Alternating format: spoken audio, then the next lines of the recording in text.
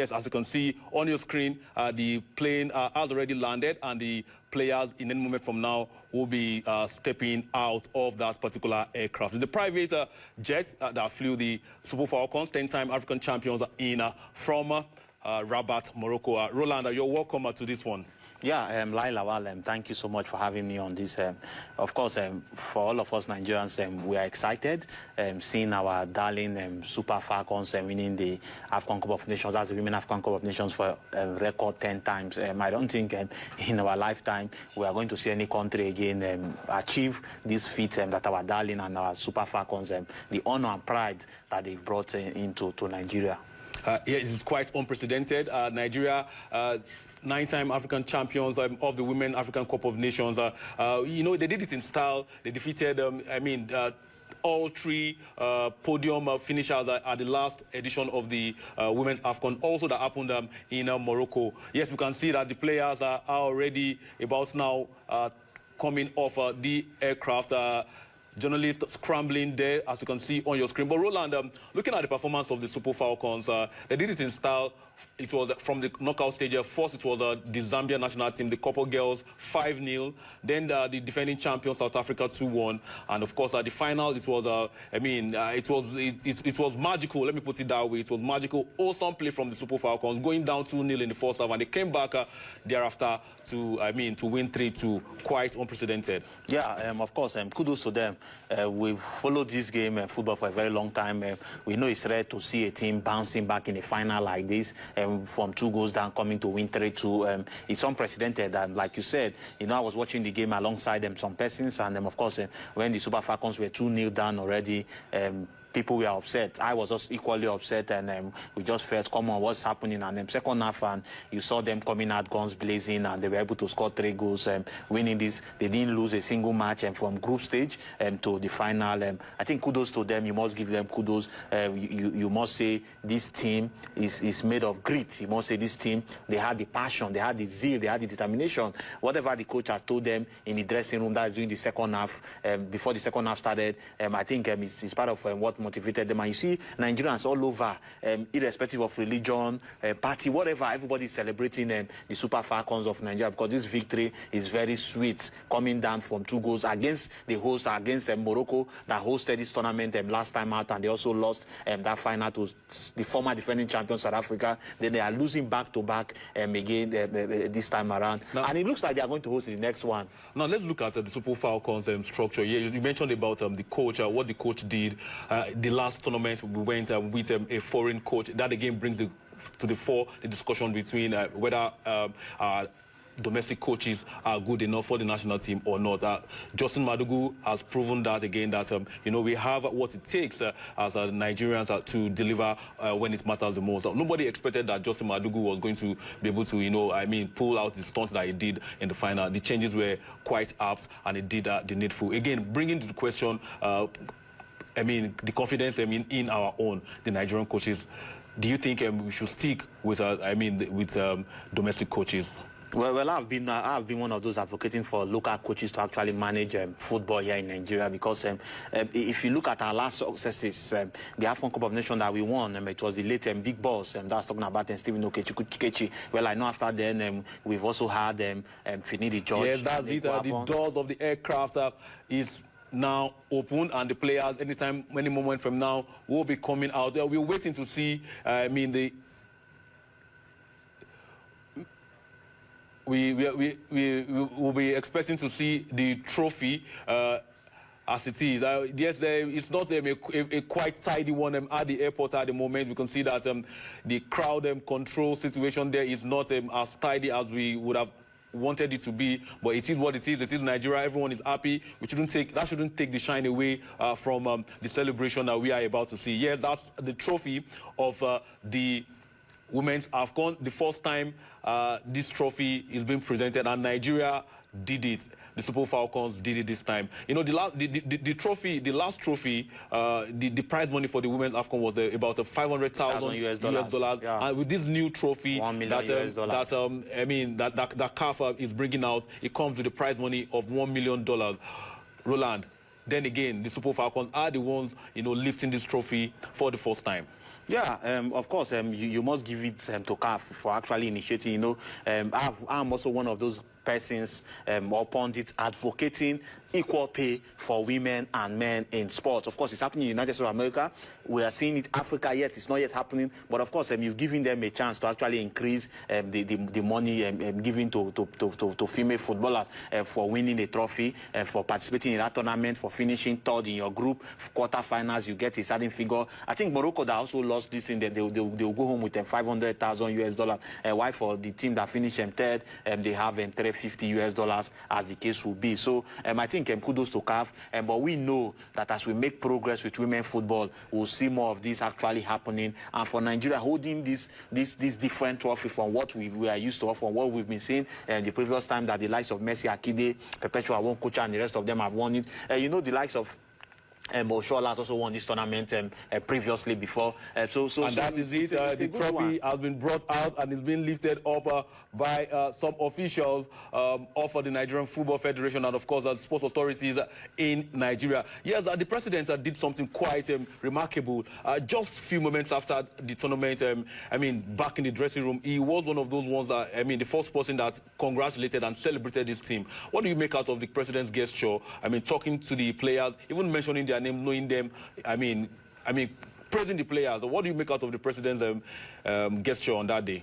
Well, it's a good one. I think some of these things also happen in most part of the world. We saw also before England also played their final against Spain yesterday. The Prime Minister that was talking about Ketam also did similar thing. And we must give kudos to Asiwaju Bola Tinubu Ahmed for actually encouraging them, talking to them, praising them. You know, that's the spirit of Nigeria. We can do this thing, we can achieve this thing. And when you do something good, you get a pat on the back. Just like when we were young, growing up also with our parents, when you do something good, you get a pat on the back. When you do something wrong, they still also correct you. Now, talking about the pat on the back, the reward system in Nigerian sport is not, top notch as we want it to be. For these girls, we've seen the 1994 Wafcon winning men's team. Some of them were promised houses. They were promised houses by the military regime of General Sani Abacha. Up until after, over 20 years, some of them were not even able to get, what they were promised. But eventually, the last administration, that's talking about the administration of President Buhari, ensured that, some of them got what they actually were promised. In line with that, what do you think will be the ideal rewards for these young girls that have made Nigeria proud? Well, for me, I think you name streets after them, you name monuments after them, you give them houses in the FCT. They are all. Yes, that's the captain, Rasheedat Ajibade, with the trophy.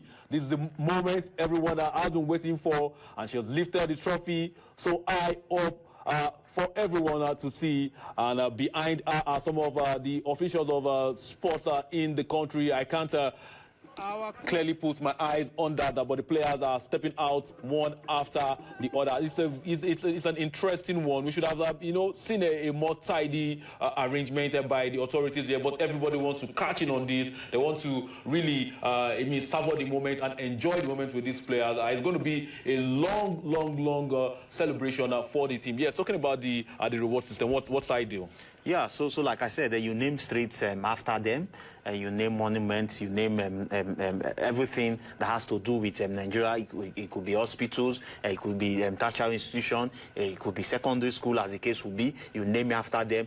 You give each and every one of them houses in this town, in the FCT, in the nation's capital, because they deserve it. This kind of honor, if it's places like, of course, United States, UK, this kind of honor, what those players will get. I'm not trying to make comparison, but I'm saying we have what it takes to actually give them the best, because they've served or they've delivered what ordinarily it looks like a daunting task. Of course, we went into that tournament as part one of the favorites, because whenever it comes to women football in Africa, you can't take anything away from the Super Falcons. We've always been the dominant team. We've always been the first. We've always been the model. So, but now, in the last tournament, our game was poor. We also saw the Super Falcons at the Olympic. You saw them at the World Cup, even though they went to the round of 16. And the first time ever you're seeing 3 African teams progress to the round of 16. Morocco, South Africa, and of course, the best team in Africa, that's the Super Falcons. And they were able to progress. So these are the ways I feel you can honor them. Of course, there also be monetary incentive. You give them money. Of course, give them houses. For me, I think that house is a key one. Not like they cannot afford houses or something, but it should be that when I won Wafcon Cup of Nations in Tusoye, this is what the president or this is what Nigeria. Nothing will be too small to celebrate these girls that have, these ladies that have done Nigeria so proud. And again, Nigeria dominated the individual awards. That the goalkeeper Chiamaka Nnadozie won the best goalkeeper of the tournament. We also had Rasheedat Ajibade, Nigeria's captain. She played almost every minute of action. She was part of it all through. She was named the most valuable player, and of course Esther Okoronkwo, fantastic lady. She got the man of the match award in that one, and of course Nigeria's coach Justin Madugu, she equally got the coach of the tournament. Now let's look at the structure of the Super Falcons at the moment. Some people have said that the team is aging. We expected to see more of Asato Shola in that squad, but unfortunately she only played a fringe role in the tournament. Do you think we should retain all the older players in the squad, or should we start rebuilding at the moment so that we can sustain the momentum? Well, of course, you build. Of course, you know the likes of you look at Deme, you look at Ajibade, you look at the right back and the left back. That's talking about the girl that plays for Houston Dash, Alozie. Then you also look at Ashley Plumter that plays in Saudi Arabia, and they are still young in that team. You look at the likes of Okoronkwo. Most of them are 30 below 27, as the case will be. They are prime at the moment. Yeah, of course, you always inject new blood. You know, one of the things that England has been doing for a very long time, you always see 16, 17-year-old go to World Cup with their main team, even though it doesn't play, but you go there to get those experiences. We've seen it with Rooney, Wafcon, and the rest of them. So I think you bring in more fresh blood. The likes of you'll be hoping to see the likes of Monday Gift also in the future. You also saw Sebastian flourish. I think the last Wafcon Cup of Nations they also did well, but I don't know what happened this time. But I think there's always a room for improvement. You can always be, because most times when you go out against a bigger or more stronger opponent in outside Africa, and you see that experience will also matter. You also see that you have a little form of youth, because of course that youth can run those other guests down and all that. So I think we can always build and bring in more people. You stick with the coach, because you don't change a winning team, you don't change a winning coach. The coach has actually delivered. You know, I was very critical of the foreign coach we had then and all that. I said we even had better players as it were than currently, but look at what these guys I think we now we should cross live to give you the sound bites right there from the Nnamdi Azikiwe International Airport. Let's feel some of the polls coming in from the Nnamdi Azikiwe International Airport.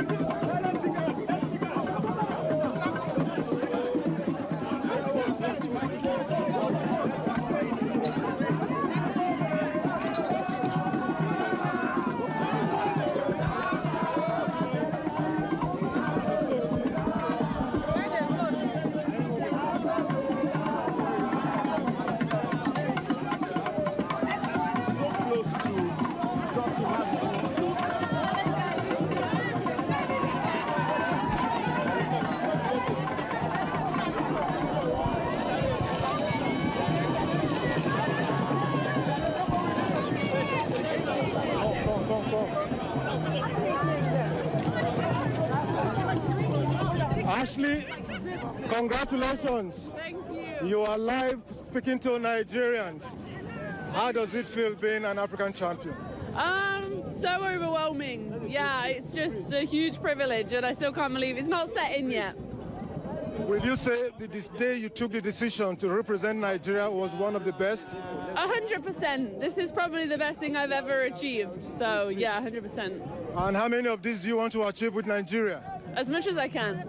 Yeah. Thank you very much and congratulations.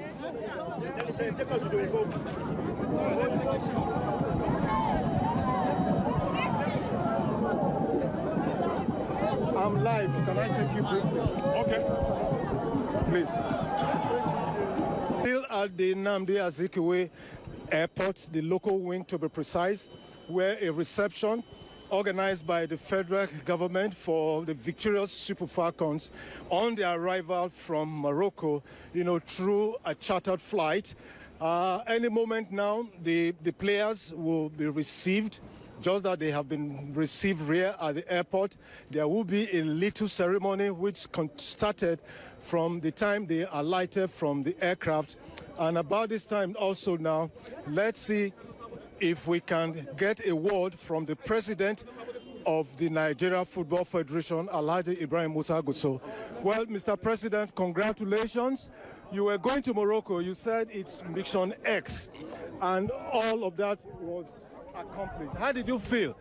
Well, I don't know. I just don't know what to say because I'm highly excited. I don't even know how to quantify it. It was a very great moment for all of us there, over there, as well as in Nigeria and all Nigerians in diaspora, because it is a victory that everybody must be proud of. Every Nigerian must be proud of, because a lot of people don't believe that it can happen. And then it even comes in a way that makes it to be very special.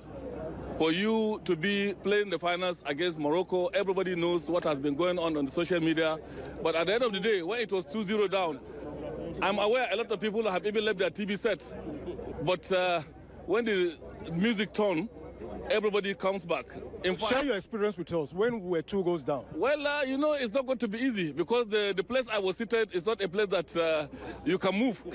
So it was a very tense situation for me. I don't even know how to control myself, but I try to manage myself to make sure that at least I control myself, because I believe this is football and miracle can happen. Mr. President, take us through the 3 goals briefly. First goal came through a penalty. Yeah. If you look at it, people who are not even sure of what is going on, then the referee has to call, the bar people has to call the referee to make sure that at least she has to come back and see what exactly happened. And that is how we got the penalty. Just to tell you that God is on our side. And then when we got the first goal, we're all confident that things can change. And before you know it, we have a clean second goal that makes us to have a comfort in the system. And then finally, you saw how we wrap it up. And we're all here rejoicing, and every single Nigerians all over the world is rejoicing.